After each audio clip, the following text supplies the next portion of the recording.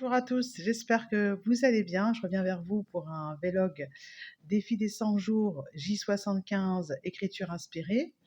Alors, qu'est-ce que j'ai appris selon moi euh, durant ces derniers jours?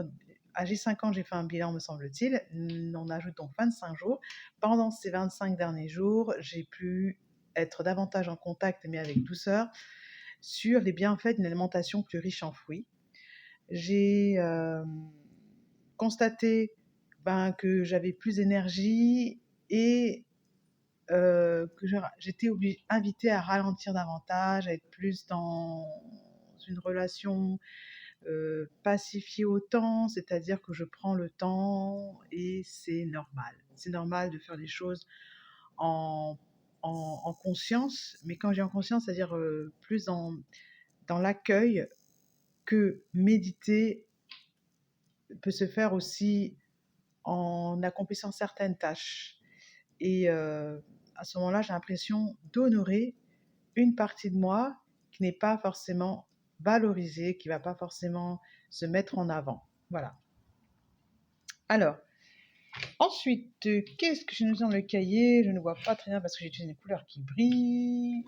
Alors, le négatif, c'est que j'ai eu du mal, je me suis rendu compte que dans le projet, dans le courant dans le défi, là, ces derniers temps, pour moi, un projet, j'ai déjà toutes les étapes en tête. Non, un projet se construit pas à pas.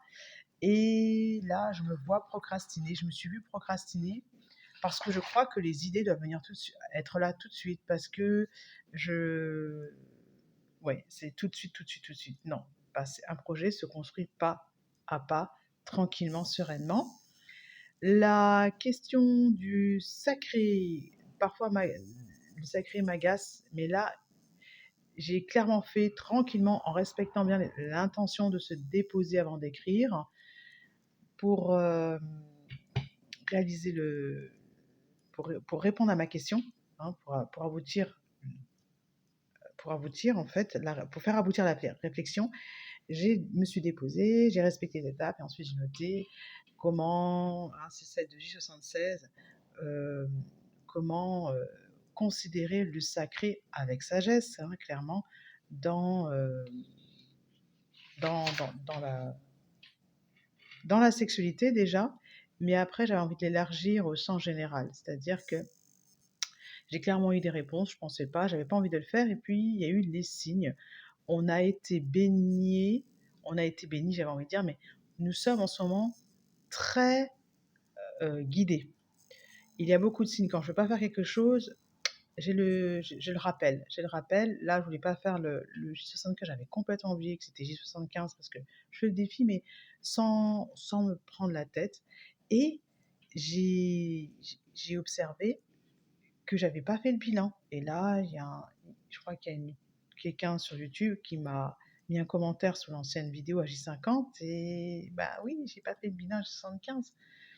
Voilà. L'énergie de panique, clairement travailler dessus, travailler sur ses pensées, travailler sur l'énergie de la panique, travailler aussi sur le fait d'avoir peur de se faire avoir. Est-ce que je suis au bon endroit, au bon moment? Est-ce que je vais vers les bonnes personnes? Des fois, quand on entre en contact avec une personne et que c'est une relation qui doit se construire, parce que la personne est très différente de vous. En fait, le relationnel était clairement à l'honneur durant tout ce défi. Donc, le relationnel se travaille aussi, c'est pas à pas. Voilà. Donc, pour avoir une vie, un relationnel idéal, il faut aussi mettre la main à la pâte et voilà. Et oui, et devenir co-créateur, créer à partir de ce qui est pas à pas, parce que quand on va vers quelqu'un, c'est qu'on a un objectif. Donc si la relation se brouille, ça marche pas très bien, c'est qu'on a perdu de vue l'objectif. Voilà. On a perdu de vue l'objectif. Voilà. Je voulais ajouter d'autres choses, mais voilà, l'opposition de l'observateur. Ouais, ça m'a beaucoup, beaucoup, beaucoup aidé beaucoup, beaucoup, beaucoup aidé, beaucoup de d'EFT, mais pas que de l'EFT pour nettoyer, pour etc., purifier, aussi des boosts pour envoyer l'énergie positive pour contrebalancer, parce que je trouve que quand on fait de l'EFT, on va beaucoup remuer ce qui ne va pas, et puis après on va avoir l'énergie qui descend, être dans une énergie, dans une vibration très basse. Donc après je rajoute les boosts euh, pour faciliter un peu voilà, l'intégration. Voilà, voilà, voilà. L'attachement à notre ego. Ouais, l'ego, résistance égale souffrance. Hein, ouais, c'est ça, c'est l'ego qui veut que ça aille vite, que tout soit bien, etc. Ouais.